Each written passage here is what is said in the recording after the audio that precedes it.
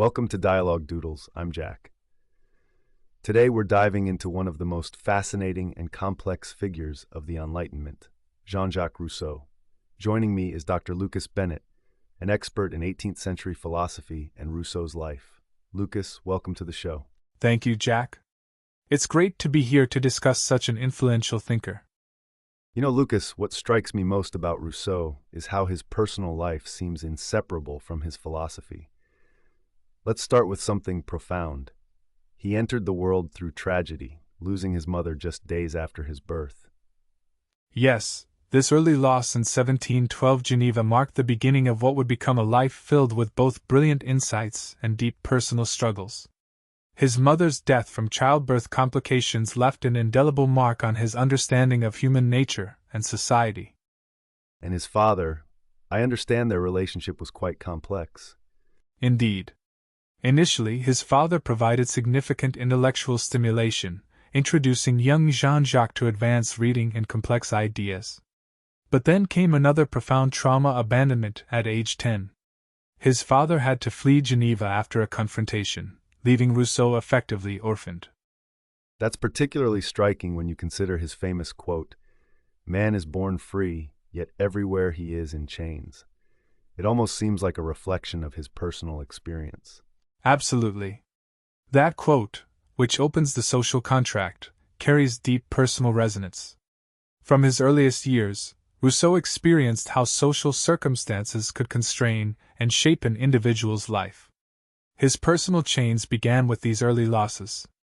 When we look at his early years, particularly his apprenticeship as an engraver, that seems to have been another formative experience, and not in a good way. The apprenticeship was truly brutal, Jack. Placed under a harsh master at age 13, Rousseau endured what we'd today call systematic abuse. The environment was oppressive, degrading, and it stood in stark contrast to his earlier years of intellectual freedom with his father. And this ultimately led to another major turning point, his decision to flee at age 15, right? Exactly. One evening in 1728, he returned from a walk to find the city gates locked. Rather than face punishment from his master, he made the momentous decision to flee Geneva entirely. This wasn't just running away from an abusive situation, it was the beginning of a lifelong pattern of seeking freedom through flight. You know, Lucas, I can't help but see how these early experiences, the loss of his mother, abandonment by his father, the abusive apprenticeship, seem to form a kind of template for his later philosophical ideas about society and human nature. That's a crucial observation. Rousseau's philosophy consistently returns to themes of loss, corruption, and the tension between natural freedom and social constraints. His argument that civilization corrupts natural human goodness clearly echoes his personal journey from a relatively free childhood to increasingly restrictive social situations. Speaking of corruption and civilization, this brings us to a fascinating period in his life, his years of exile. The man who wrote about social contracts found himself essentially outcast from society. Yes, and it's a period that perfectly illustrates the price of challenging established power. After publishing works like Emile and The Social Contract, Rousseau faced arrest warrants in both France and Geneva. His ideas were considered too dangerous by both religious and political authorities. And this led to quite a dramatic period of his life, didn't it? Constantly moving, seeking refuge in different countries. Indeed. It was during this period that we see the emergence of what many call his paranoia, though it's important to note that the persecution he faced was very real. His books were burned, he was forced to flee repeatedly, and former friends turned against him. One of the most intriguing episodes during his exile was his relationship with David Hume in England. Could you tell us more about that? The Hume affair is a fascinating and tragic episode. Initially, Hume was incredibly generous, offering Rousseau refuge in England and even helping him secure a pension. But within a year, their relationship completely unraveled. What went wrong? Rousseau became convinced that Hume was part of a grand conspiracy against him. He interpreted innocent actions as sinister plots. For instance, when Hume would look at him kindly, Rousseau saw it as a malicious smirk hiding dark intentions. It's a perfect example of how difficult it became to separate real persecution from paranoid delusion in Rousseau's life. This must have had a profound impact on his writing during this period. Absolutely. It was during this time that he began writing the Confessions, which was revolutionary in its own right. It's arguably the first modern autobiography, remarkable for its emotional honesty and self-reflection. He was essentially creating a new literary genre while trying to defend himself against both real and imagined enemies. This reminds me of how his personal conflicts often overlapped with philosophical disagreements. His famous feud with Voltaire comes to mind. That's a crucial example. What began as intellectual disagreement evolved into bitter personal animosity. Voltaire ridiculed Rousseau's discourse on inequality, particularly its idealization of the natural state. He famously quipped that Rousseau's work made him want to walk on all fours. And yet, beneath the personal attacks, there were genuine philosophical differences, weren't there? Precisely. While Voltaire championed progress and civilization, Rousseau argued that societal advancement had corrupted human nature.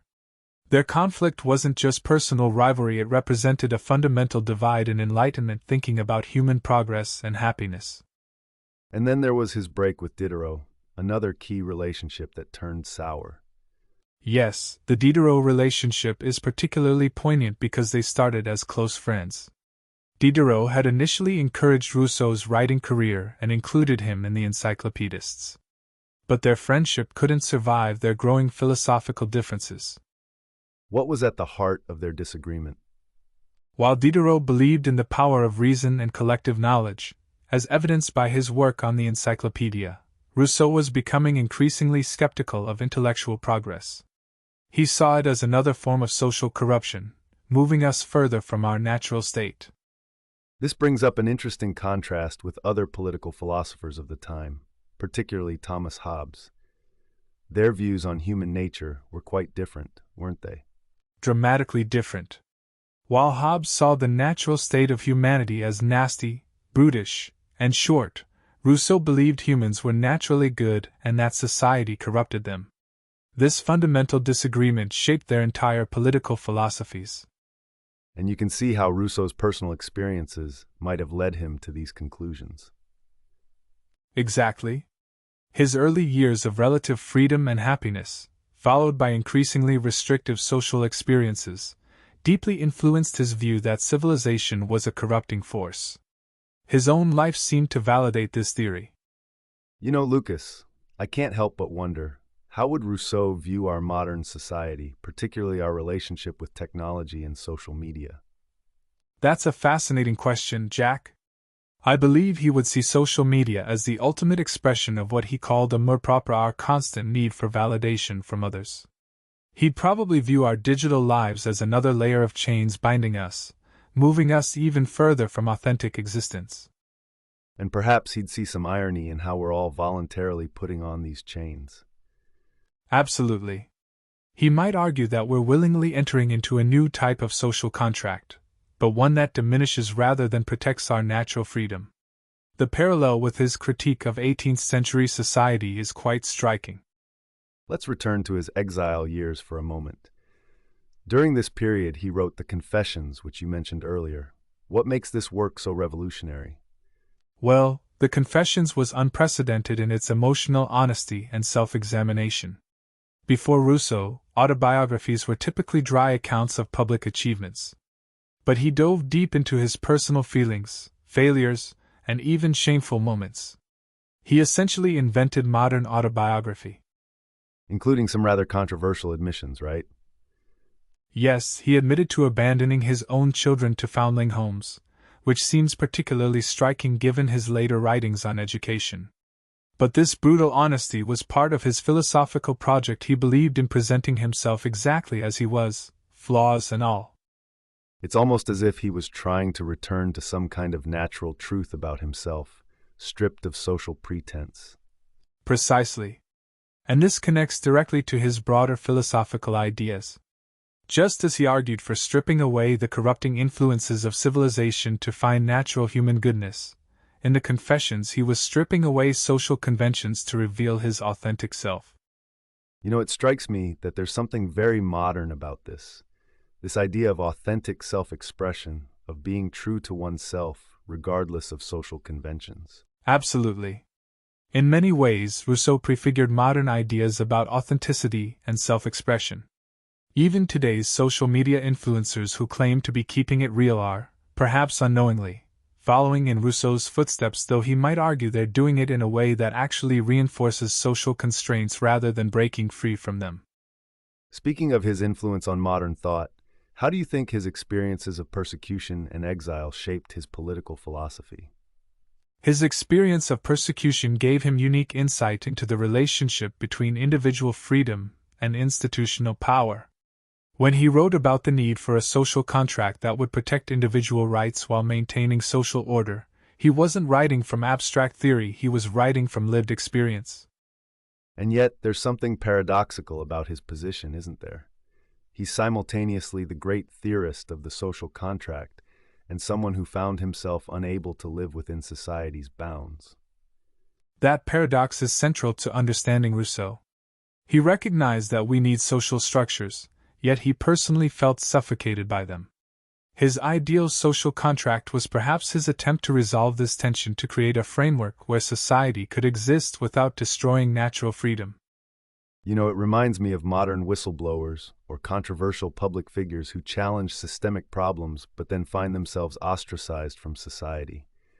That's an excellent parallel. Like modern whistleblowers, Rousseau exposed what he saw as fundamental problems in society's structure, and like them, he faced serious consequences. The difference is that he wasn't just exposing specific institutional failures, but questioning the very foundations of civilized society. Let's talk about his later years. Did he ever find peace with these contradictions? In his final years, he did find a kind of peace, though not perhaps in the way one might expect. He spent his last years in relative seclusion, writing Reveries of a Solitary Walker, which shows a more contemplative side.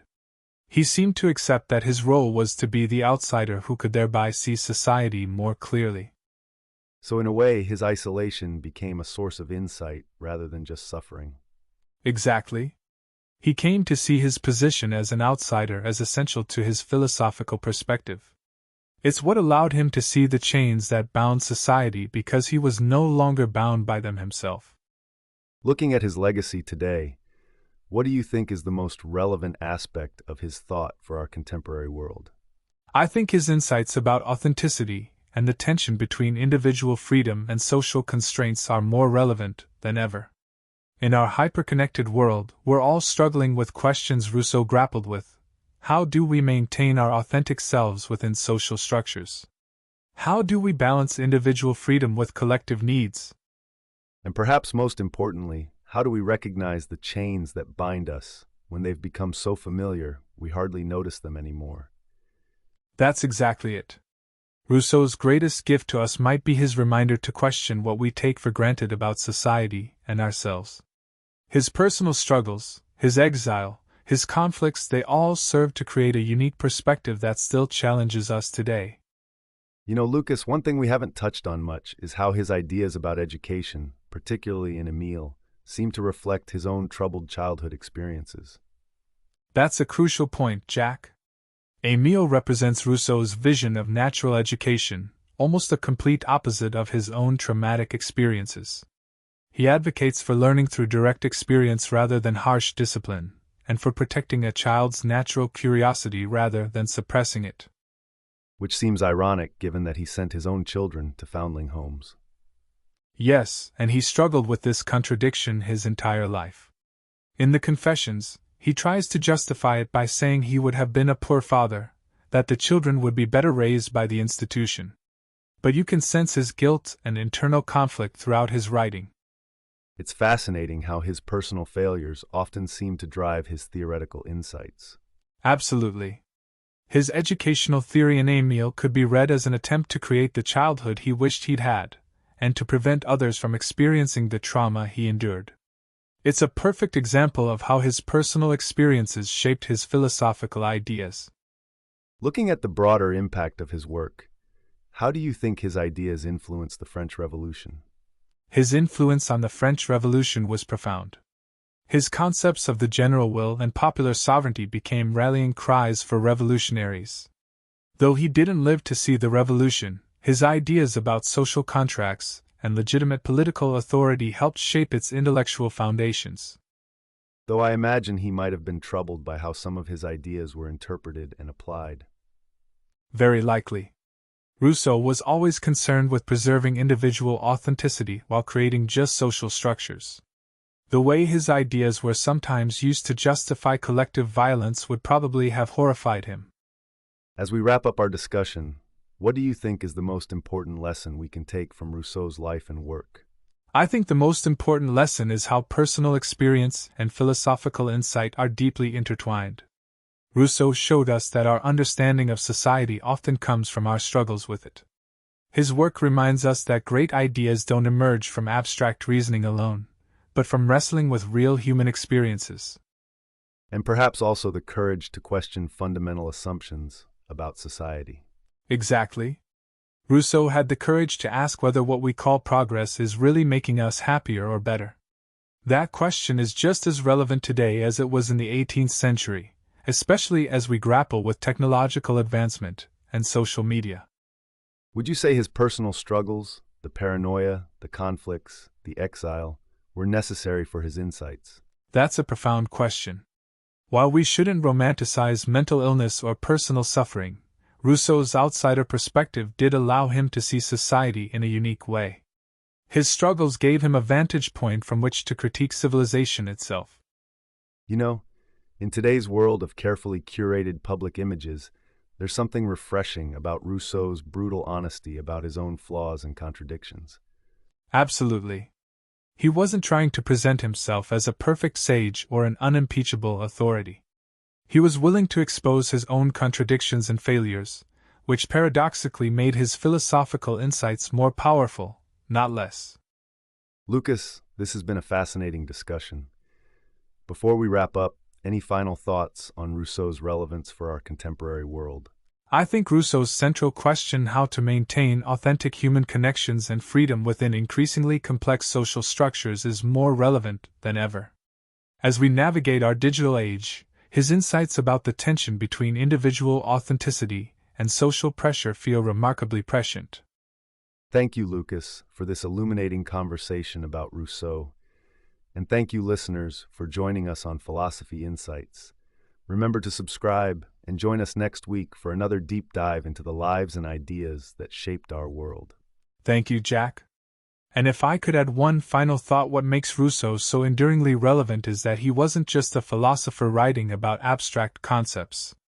He was a human being grappling with real problems we still face today: the search for authentic self-expression, the challenge of maintaining individual freedom within society, and the struggle to reconcile our natural impulses with social demands. That's a perfect note to end on.